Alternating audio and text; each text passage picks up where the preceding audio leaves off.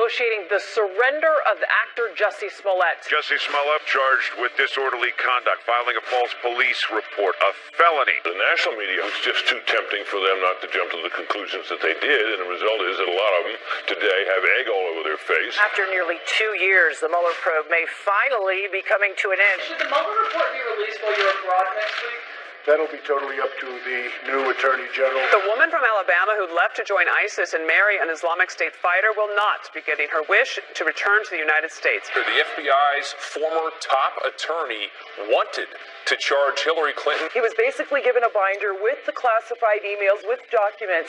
He was appalled. He didn't see any other way around it. Former 60 Minutes correspondent journalist Lara Logan bravely stating what so many people already know. If there are any journalists who are not beating the same drum and giving the same talking points, then we pay the price. Here we go back. This is the moment. This story, straight to a Fox News alert, Empire actor Jussie Smollett is now a suspect in the alleged hate crime against himself. He lied to cops. The actor charged with filing a false report with Chicago police, which could send him to prison if he is found guilty. All right, Matt Finn has been all over this. He has not been sleeping. He is there in Chicago where Smollett will face a judge, but he didn't show up yesterday, right, Matt? No, last check with Chicago police late last night, he had not turned himself in. At this hour, no word yet that he has surrendered. His attorneys are aware of these charges. Right now, Jussie Smollett has to turn himself into police, be arrested, and then appear in bond court. Chicago police detectives testified. They presented evidence to a grand jury, and the attorneys for those two brothers, the Osundaro brothers, say they testified for 2.5 hours before the grand jury, before charges were approved. Police say the brothers were caught on surveillance in the area the night of the attack. CBS News reports they confessed to the alleged hoax, and new surveillance video apparently shows the brothers purchasing supplies, including black masks and red hats. The attorney for those two brothers say they do not have a plea deal, but would not expand on why the brothers got involved with the alleged scheme. I think Jussie Smollett should come clear because the truth will set him free. I think that Jussie's conscience is probably not letting him sleep right now, so I think he should unload that conscience and just come out and tell the American people what actually happened. Smollett's attorneys released a statement reading, quote, "Like any other citizen, Mr. Smollett enjoys the presumption of innocence, particularly when there has been an investigation like this one, where information, both true and false, has been repeatedly leaked. Given these circumstances, we intend to conduct a thorough investigation and to mount an aggressive defense." The attorney and Chicago police say right now there are no charges expected for the two Osundaro brothers. Brian, Ainsley, Steve. That's interesting stuff. All right, Matt, thank you very much. So 1:30 this afternoon in Chicago, he will go before that judge for the bond hearing. Police, ultimately it comes down to he filed a false police report alleging he was a victim of a hate crime. Doesn't look like that's real. What is real, though, is he is lawyered up. He has now hired Mark Garagos to defend him in Chicago. Against this Class 4 felony. The potential punishments for this felony disorderly conduct charge, imprisonment for 1 to 3 years, could also receive probation and up to $25,000 in fines. Meanwhile, just to refresh your memory, if you don't follow Empire, or you didn't know who this guy was a couple of weeks ago, remember, what are you accused of happening to him? Remember what he said. Remember the potential, if this had been true, maybe even race riots in major cities across this country. Here's what he claimed to Good Morning America on Valentine's Day. He said, "This MAGA country punches me right in the face." So I punched it back. I noticed the rope around my neck and I started screaming. Why did you hesitate to call the police? There's a level of pride there. As a gay man, you were considered somehow to be weak, and I'm not weak. We're going to have William Kelly on the show coming up. He's a radio show host, and he's from Chicago, and he's furious. He said, all the crime that's happening there in Chicago, this is taking away the resources from the true crimes if this was a hoax. And apparently, I heard Mark Furman last night on the channel say that there were 24 detectives working on this case, which is an extraordinarily large number. Some of the red flags to the cops, law enforcement found it weird that when they interviewed Jussie after the alleged attack, he kept wearing the rope the noose, they kept it around his neck for 42 minutes after the attack. He did. Also, they found it suspicious that when he took them where the alleged crime happened, he said, well, luckily, right behind me, right over there, and he pointed up at a surveillance camera. He said, luckily, that camera got it all on tape. And the cops looked at it, and they go, you know what, that's pointing the other direction. But the brothers did tell, apparently, the grand jury yesterday that they rehearsed it. They went through all sorts of things. Jussie scouted the location, and they rehearsed the attack, so they knew exactly where it would happen. Meanwhile, Britt Hume sees this collection of incidents, whether it's the Covington kids with the MAGA hats on, whether it's a series of candidates who thirst to call the president a misogynist, a racist, a sexist on a daily, almost an hourly basis. And then this, obviously somebody who spent a great deal of his time campaigning against the president. He says, been very vociferous in my hatred for what he does and what he stands for. This is a scenario in which everybody wants one conclusion. Listen. There's a real distinction to be made here between the way a lot of the local media out in Chicago handled this and the way the national media handled it. The local media in Chicago did pretty well on this story, and I think the reason was that to them it was a local crime story made into a big story by the fact that we had a celebrity as the alleged victim. The national media, I think, looked at this story and decided it was a Trump story, because in the national media, particularly in Washington, there's only one story all the time, and it's Donald Trump. And to most of them, it's Donald Trump and how awful and dangerous he is. So any story that, alleges that Trump supporters have, in the crudest and most bigoted way have assaulted somebody fits right into their view of Trump and of his supporters. Well, Jussie Smollett is apparently his legal team is working out a surrender with the police. And of course, as we said, he'll be in front of a judge today at 1:30 Chicago time. Meanwhile, on Mic Drop, it is a podcast hosted by an esteemed Navy SEAL who's been featured on 60 Minutes. Larry Logan spoke for 2 hours. But everyone's focused on what this outstanding reporter said about media in America today. There is no standard for journalists. There is only one source for journalists these days. People seem to put opinions when they're supposed to be reporting stories. And she says, I am committing career suicide when I say this. And that did not stop her from continuing that talk last night on our Prime Time with Sean. That's right. She was blasting the mainstream media for the media's mob mentality. And she said she's tired of it. That's why she's speaking out. And it could hurt her career. She says it shouldn't. She said, Sean, you know firsthand, they'll come after you and they'll come after anyone who supports a Republican agenda, a conservative agenda. Listen to this. If there are any independent voices out there, if there are any journalists who are not beating the same drum and giving the same talking points, then we pay the price. They can't take down the substance of what you're saying, right? They can't go after the things that matter. So they smear you personally. They go after your integrity. They go after your reputation as a person and as a professional, and they'll stop at nothing. So, I'm not the only one, and I'm just like, I'm done, right? I'm tired of it. And they don't get to write my story anymore. They don't get to speak for me. I want to say loudly and clearly to anybody who's listening, I am not owned. Nobody owns me. And essentially what she's saying is, when she says they, she's talking about the 85% of the mainstream media that she says is liberal.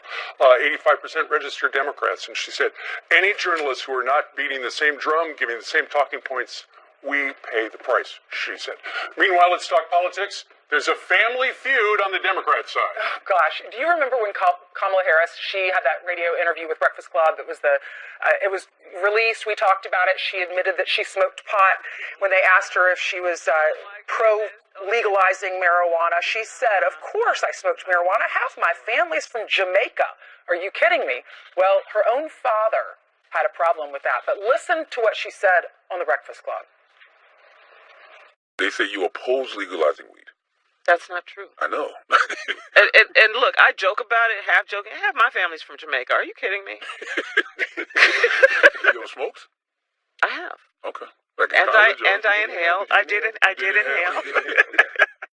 It's really hysterical for the former Attorney General of that state to talk about doing something illegal, laughing about it, giggling about it, and trying to get some traction for it. Among the people that were upset by it, her dad, Donald Harris from Jamaica, an economics professor at Stanford University, says this: "My dear departed grandmothers, as well as my deceased parents, must be turning in their grave right now to see their family's name, reputation, and proud Jamaican identity being connected in any way, jokingly or not, with the fraudulent stereotype of pot-smoking, joy-seeking, and in pursuit of identity politics." Man, what a blast. That his daughter who wants to be the next president. No kidding. He added, and he had sent this statement to Jamaica Global Online. He said, "Speaking for myself and my immediate Jamaican family, we wish to categorically disassociate ourselves from this travesty."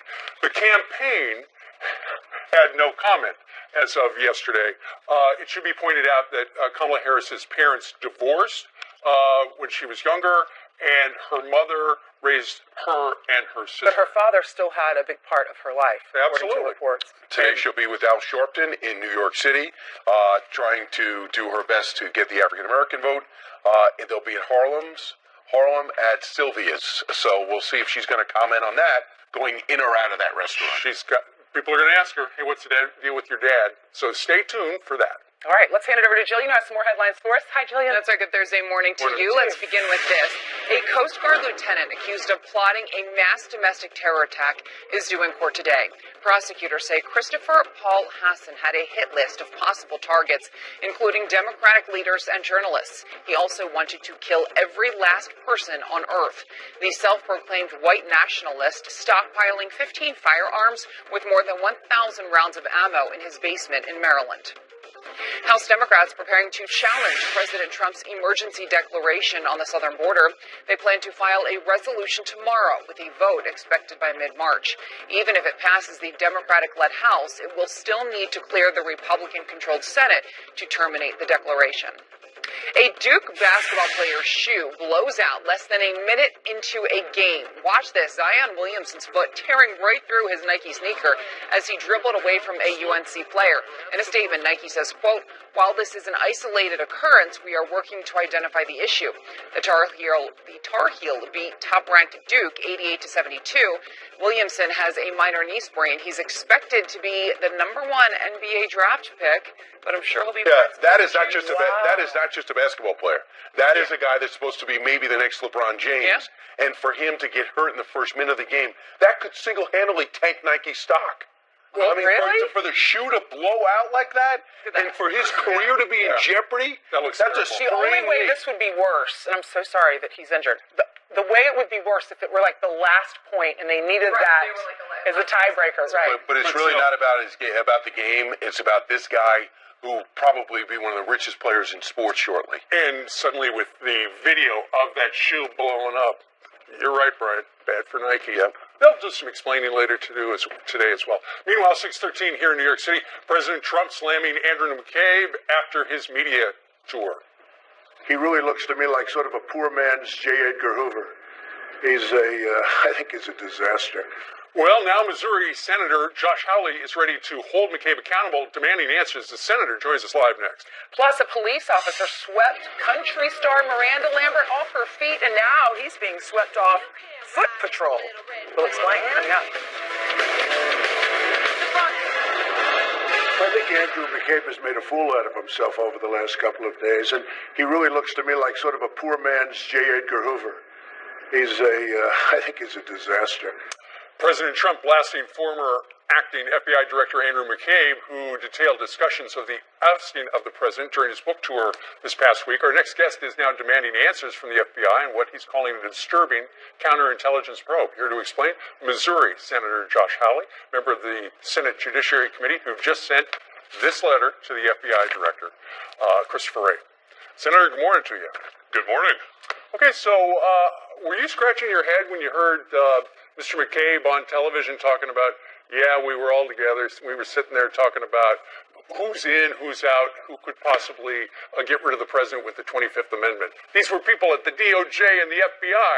The 25th Amendment does not provide for them to be the pickers on who goes. You know, nor does the Constitution provide for them to be setting the national security or foreign policy of the United States, but yet that seems to be what they think they were doing. I mean, you have Andrew McCabe now admitting that he launched a counterintelligence investigation of the president because he didn't like the president's statements on foreign policy. I tell you what it really sounds like to me, Steve. It sounds like to me the FBI didn't want any oversight. The FBI didn't want to be held accountable.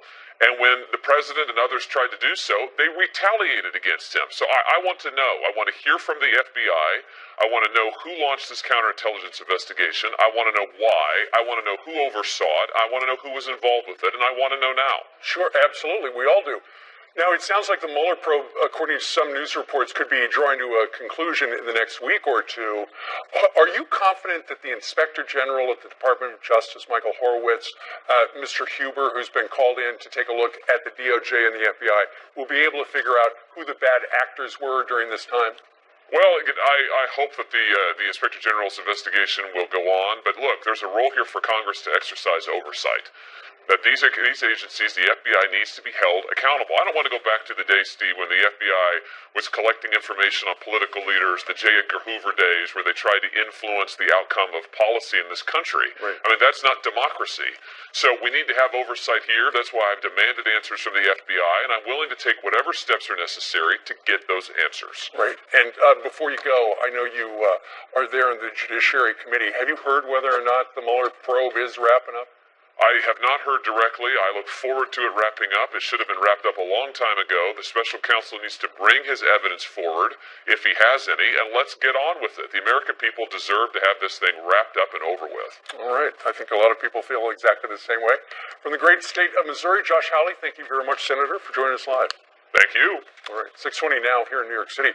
Justice Smollett expected to face a judge at 1:30 Chicago time. Our next guest was a victim of violent crime and a Chicago native and says he owes everybody an apology to the city. And Billboard sending a clear message to AOC after she protested Amazon's HQ2 right in the heart of Times Square. Thanks for nothing, Alexander. Headline time on this February 21st. First up, Virginia Governor Ralph Northam has canceled his racial reconciliation event over student protests.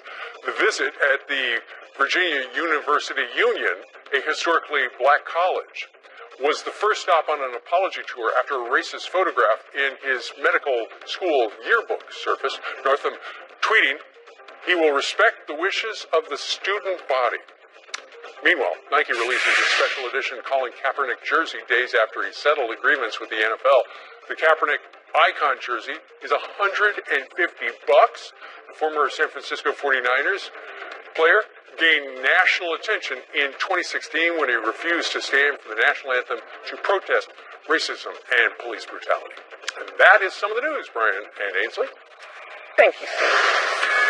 All right, we got a Fox News alert. Today in Chicago, Jussie Smollett due in court. The Empire actor now officially indicted on felony charges for filing a false police report, and it could get worse from there.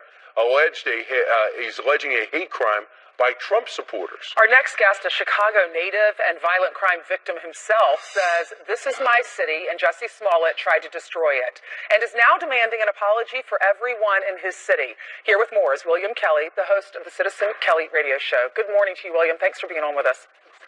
Thank you, Ainsley. I think I'm being told that this is the first time someone from Chicago has actually been on national TV to talk about Chicago. So we're making history, Ainsley. All right. Well, get the story straight for us. Why do you want him to apologize to everyone in Chicago?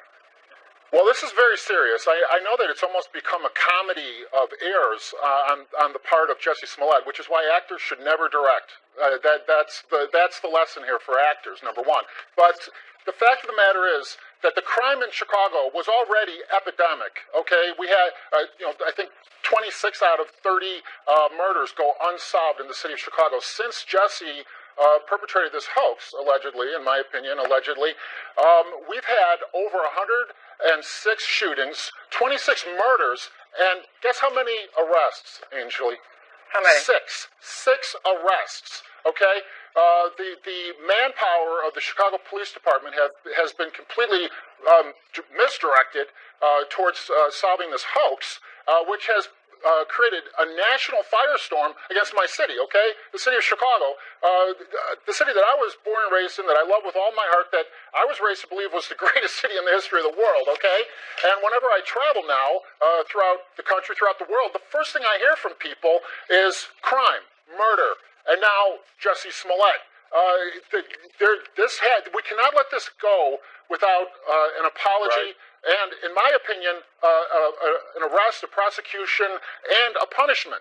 This particular hate hoax has to be atoned for. And the thing is, it's not about him. It's about others that could falsely do this and the ramifications. Now, you're a repeated victim of violent crime yourself. Now, just so when it comes to Jussie, this easily could have been a race riot. When you talk about they attacked me because I was black, they threw bleach on me, they attacked me because I was gay, this is MAGA country. You know, there's people who are already on the edge when they wake up in the morning. All they need is something to set them off. Exactly right. First of all, the good news is that nobody in Chicago believed this hoax, okay? Because first of all, anyone who's ever been to Chicago knows this is not MAGA country. Despite all of my efforts on the Citizen Kelly radio show, we have not become MAGA country here in the city of Chicago quite yet. Okay, but the combination of first of all, this allegedly took place at 2 a.m. in the morning during a polar vortex, and bleach was allegedly poured over Jussie Smollett's head. Anyone who's been in Chicago for the last month knows that if any liquid was poured over your head, it would be frozen to your face for life, okay? I'm not a detective, but I do know that this hoax did not add up from the word go, not to mention the fact that anyone who's ever been raised in Chicago knows that the fact that nobody was shot during this alleged incident proves right there that this is a hoax. He kept his Subway sandwich. Exactly. He kept his phone. Yeah, that's exactly right. All right, William, thank you so much for being on with us. I'm a little concerned, though, about the Chicago police who actually exposed this hoax, because I'm afraid they might go down in history the way the Watergate, the night security guard at the Watergate Hotel is going to go down in history, because there's more to this hoax. We don't really know the motive, who else is involved, and I think that the Chicago Police Department may have exposed the Democrat, hate crime industrial complex. Well, see, there might be an accomplice involved. We know that. He's going to court today. William Kelly, thanks. Thank you, William. Straight ahead, the U.S.-born ISIS bride fled to Syria to help ISIS kill Americans. Now she just wants to come home. Should she come home? Do you think you deserve a punishment for what you did? Maybe therapy lessons. But will the law and the U.S. government let her back in America? And does she have a deductible that we should get her therapy? Plus, Robert Mueller's Russia probe could be released as soon as next week, but the judge says that would be bad timing. Why, Judge? He explains why. Why? Should the Mueller report be released while you're abroad next week? That'll be totally up to the new Attorney General. He's a tremendous man, a tremendous person who really respects this country and respects the Justice Department. So that'll be totally up to him. The new Attorney General, yes. Okay, we got a new Attorney General, and he's going to be the decider of when we get to see these things. Judge Andrew Napolitano, senior judicial analyst and the host of Liberty File. Fox Nation joins us live. Morning. We just had Josh Hawley on. He's on the Judiciary Committee. He's only hearing what we're hearing. There are news reports that the Mueller probe could come out next week. But then again, you look at how things line up. We have a new Attorney General, Rod Rosenstein, leaving. He had said he was going to oversee it. So, what do you think? I don't think it's going to come out as one report, and I don't think it's going to come out next week. The reason I said I hope it doesn't come out next week is because the President of the United States is 10,000 miles away, doing very, very serious work. And I don't think he wants, and the world wants or expects his attention to be diverted to this. The issue is going to be, will the entire report be made public? Chuck Grassley, the former chair of the Judiciary Committee, Republican, has been lobbying that the entire report, whatever's in there, good or bad, the public is entitled to see it. Absolutely. So here's what will happen. Appropriate redactions aside, if someone's security is in jeopardy. Yes. Here's what will happen, though. Once Congress gets its hands on that report, any member of Congress can bring it to the floor of the House or the floor of the Senate and release it with impunity. There's no legal recourse and it becomes against them. a political document. Correct. Now, what else is going to happen in the week after next when President Trump is back from Vietnam? Michael Cohen's public testimony. I thought it was next week. Oh, excuse me. It is next week. It is while he's away. I'm sorry. And he can't talk about the case. He's going to talk about what a horrible person Donald Trump is. This is just a political claptrap. We think. I mean, maybe there's going to be some other allegation. I don't know. Yep. But Mueller's report, in my view, probably will come in stages, and parts of it will be a summary. Judge, which makes you think that? I just thought, here it is. I'm done. Because what makes me think that is people that I've been talking to, as well as the fact that there are parts of it that are really not related to other parts. And if Bob Mueller does release the report in 2 weeks and closes down shop, then he's got to pass certain prosecutions, like Roger Stone's.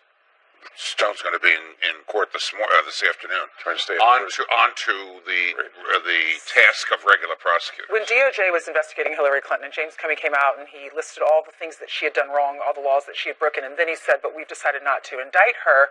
It's now coming out that the legal counsel there at the FBI or out with DOJ, the one who said you can't wiretap, Jim Baker, right? He is now coming out and saying his recommendation was, when he read the law, Hillary Clinton did break the law, she should be prosecuted. It's a recommendation with which I agreed, and we discussed this many times before President Trump was elected. The evidence, in my view, of her guilt is overwhelming. You know, Andrew McCabe, for all of his credibility problems, did say something that was very interesting. I don't know if he said this at the time.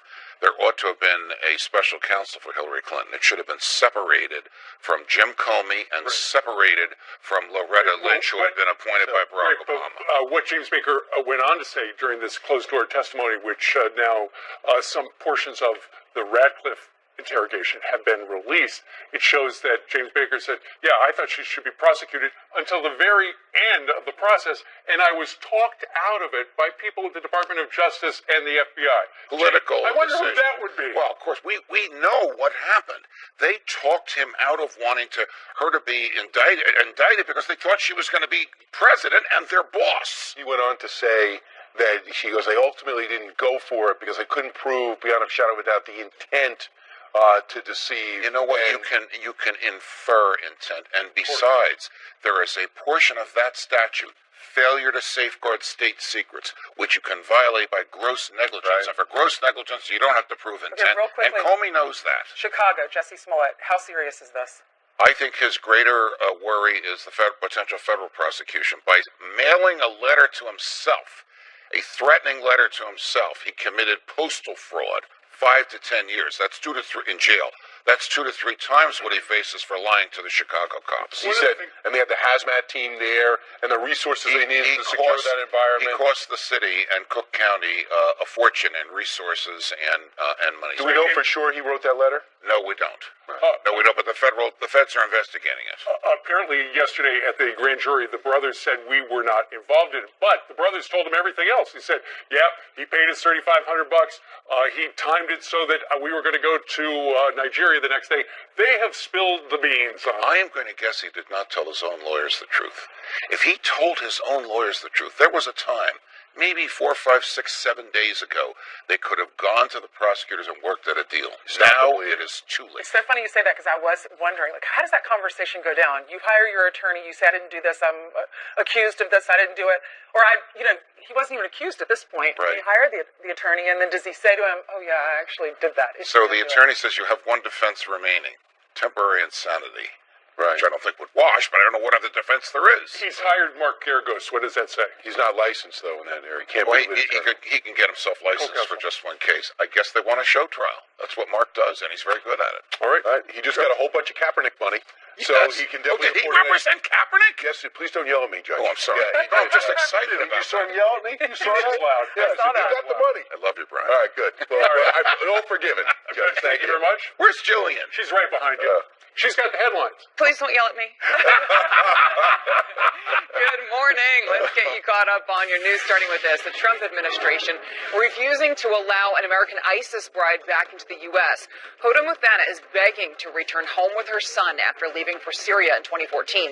In a statement, Secretary of State Mike Pompeo says she's not an American citizen, writing, quote, "She does not have any legal basis, no valid U.S. passport, no right to a passport, nor any visa to travel to the United States." Her lawyer, though, denies that claim and says her birth certificate proves she was born in New Jersey. Stay tuned for more on that. You remember the woman who made headlines scaling the Statue of Liberty on the 4th of July? Well, she's back. Teresa Okumu was convicted in the dangerous stint protesting immigration policies, and now she's behind bars in Austin, Texas, for doing the same thing. The activist climbing 5 stories without any ropes, sitting on a beam for 8 hours with an Abolish ICE banner. She eventually climbed down on her own. Charges are pending. Congresswoman Alexandria Ocasio-Cortez responds to a critical billboard with a clip from The Office. The Times Square sign reads, quote, "Amazon pullout, thanks for nothing, AOC." The group behind the message blames the Democratic Socialist for Amazon canceling its New York headquarters. Ocasio-Cortez tweeting that the sign is like a billionaire's version of this scene from The Office. We have bubblegum shrimp, red lobster down there. You know, this is the heart of civilization right here. Ocasio-Cortez trying to express that she thinks the Times Square sign is out of touch with real New Yorkers. Country star Miranda Lambert is a brand new police wife, but apparently the NYPD officer is getting so much attention now that he had to be taken off foot patrol. Lambert and Officer Brendan McLaughlin announced their surprise marriage last week. He's reportedly on police driver duty for the time being because he's getting so much attention. There's so much to that story. He tried marrying famous. It didn't work, right? No, he was allegedly engaged to a girl. He didn't marry her because she was famous. No, but they were married. Who was he married to before? He was engaged to a girl. No, who was Miranda? Oh, she married to the guy, the Blake Shelton. Blake Shelton. Yeah, that didn't work. So go everyday man. Okay. By the way, Chicago police just tweeted they have taken Empire star Jussie Smollett into custody and a bond hearing at 1:30. Janice joins us right now with the Fox. Someone who's not in custody. Well, I mean, you don't know my past. Read the book, Mostly Sunny. Okay, let's take a look at the maps real quick. You know, it feels warmer outside because it is. We had colder, warmer air move in last night, and it was mainly a rain event. We still have some snowbanks behind me, and if we could go to the maps, and I will show you what I'm talking about. 51 here in New York. Oh, that's the forecast highs. Okay, no, it's not currently 51. Let's take a look at the... Oh, my gosh. It's all falling apart at the seams. Here is the precipitation for the Southwest. This is a big story, my friends. We're going to get snow as far south as Tucson, Arizona. It was snowing in Las Vegas last night. I kind of wish I was in Las Vegas right now. Feeling a little lucky. All right. And we're lucky to have you. Thank you, Brian. Thank you so much. Yeah. Listen to her. Thanks, Janice. All right, straight ahead, a new wave of migrants now at our doorstep, and it's the same border area where Beto O'Rourke vowed to tear down the wall. Griff Jenkins is live on the ground, and he's in Mexico. Coming up next. And remember the land deal scandal surrounding Bernie Sanders' wife? Could that come back to haunt his 2020 campaign? Good morning. We're back with a Fox News alert. Empire actor Jussie Smollett is now in police custody in Chicago. Chicago police arresting Smollett hours after naming him an official suspect in the alleged hate crime attack against himself. He's charged with making false statements to police and could face time in prison if convicted. A police news conference is expected to reveal more details at 10 a.m. Eastern Time. Smollett is due in court this afternoon. This is a story, guys, that has been unraveling by the minute. It has indeed. All right, Jillian, thank you very much. A brand new wave of migrants arrive at the Mexican border, ready to cross into the United States. Here we go again. They're now camped out near the same border wall that potential 2020 candidate Beto O'Rourke wants to take down. Griff Jenkins is live on the ground in Mexico with the caravan as migrants prepare to start their day. And Griff, they're just waiting to be let in, aren't they?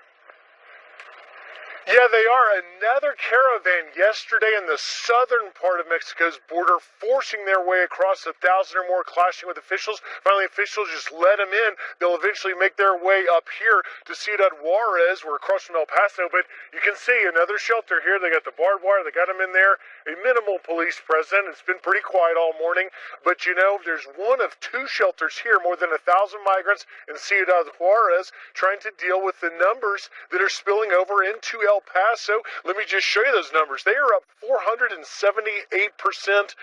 this year in apprehensions. You've got 43,238 in fiscal year 19 compared to only 7,481 last year. Now, when we were in the shelter yesterday, the other one, we talked to Randy Davidson, one of the migrants from Honduras, and I asked him about Democrat hopefuls talking about tearing down the wall. Here's what he had to say.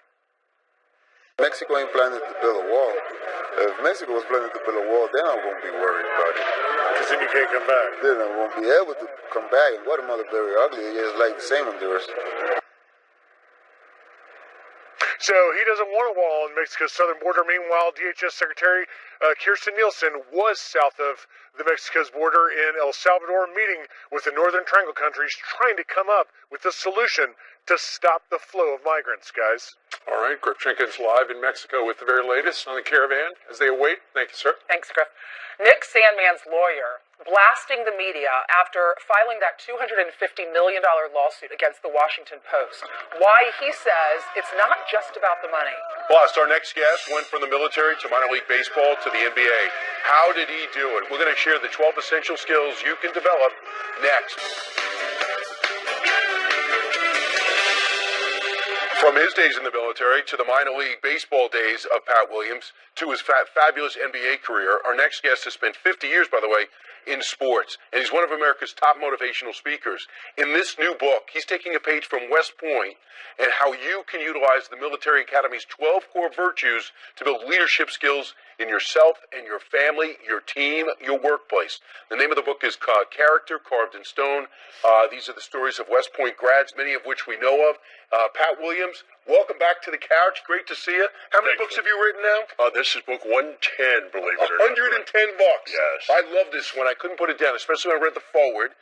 West Point teaches a lot. The characteristics that are outlined are compassion, courage, dedication, determination, dignity, discipline, integrity, loyalty, perseverance, responsibility, service, and trust. But your forward is by a graduate of West Point. Well, Mike Krzyzewski, the Duke coach, went to West Point. He wrote the foreword for us, and he's one of the featured people that we write about in the book. I went up to speak at West Point, Brian, a few years ago to the teams and the coaches. They gave me a little tour of the campus, and we came to a little park called Trophy Point, and I looked around and I saw these benches there. Counted them, there were 12, and at the end of each bench, carved into the stone, was a word, a different word on each bench. And I went and looked at all of them, and the words that you just read are what are on the benches. And I said, boy, that's got well-kept secret.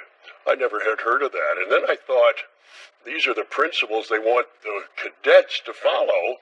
I said, I think that's got a book in it. So. Right, and to help everybody who isn't lucky enough to get a nomination to get in, Coach K in particular is known for his character. He says the best movie ever made, even though everybody was recruiting him, was when Bobby Knight came to his house, talked Polish to his mother, and convinced Coach K to become Mike Krzyzewski to go to West Point. It's his best move ever, and Mike, really affected Brian, his life. Mike would tell you that. He said his years at West Point were life-changing.